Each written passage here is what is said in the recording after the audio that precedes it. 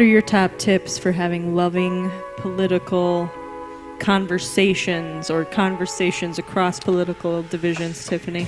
Yeah, you know what? You beat me to it. I was going to ask you You first, ask but me? Oh, because I mean, Pastor Mark is really challenging us with this, and those scriptures were on point to bringing out. I was thinking as I was listening, I was thinking this series could also be called "Where's the Love?" Because I really think that that's the question that Jesus might propose back to us. Right. When he were talking about the Republicans and Democrats, and even those are in the middle, where's the love? Right. Because right now we are actually sounding like clinging cymbals as a nation, and so that's my actual thought. It's not necessarily an answer to the question. It's like, man, where do we go from here? I think where it begins is, teachings like this and starting to teach our different generations about what are the different aspects of love. Because when we think of love, we think about, the TV shows that we see on TV, where people are trying to find romantic interests. Right. That's where my mind gravitates to.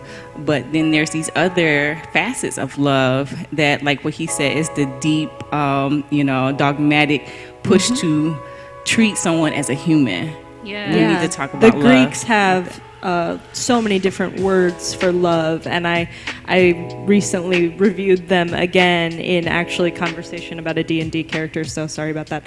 But it was about, self-love and brotherly love and the love between families and siblings, and they have different words for each kind and for the love of God. They have agape, right? Mm-hmm. For the love of God.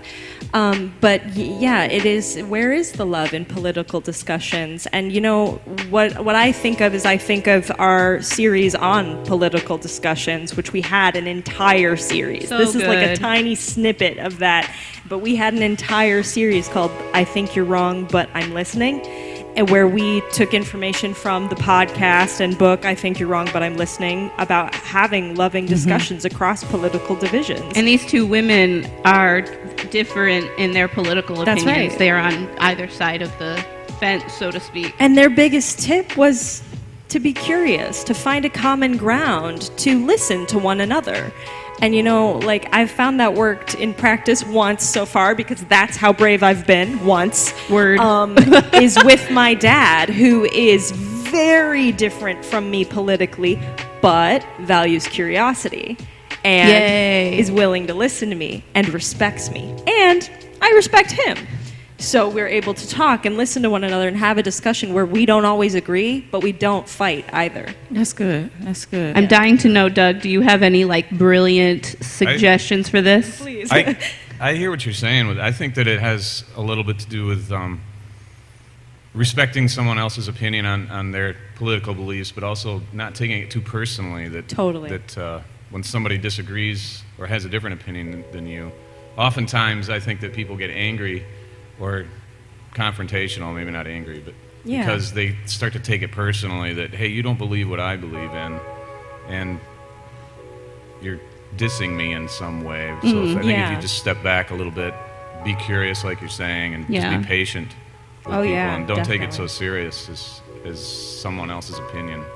I've never been able to sway someone else's opinion on political beliefs. Oh, definitely. So I just listen to what they have to say, and I'm like, I get where you're coming from. Yes, yeah. But this is where I'm coming from. So I think that you kind of said this, and it was one of the most important takeaways that I had from the series that Carola mentioned, which is also a book, and they have a podcast if anybody's interested. What are they called? The Pantsuit Politics is their blog. Super or cool. Whatever it's called. Anyways, they said to remember who you're talking to. And so that is so important, because most of the time when I'm having these conversations, it's with somebody I really love and care about. So I don't want to attack them because I love and care about them, even if they believe differently than me. Definitely. Exactly. Let's see if Mark can show us where the love is. Yes.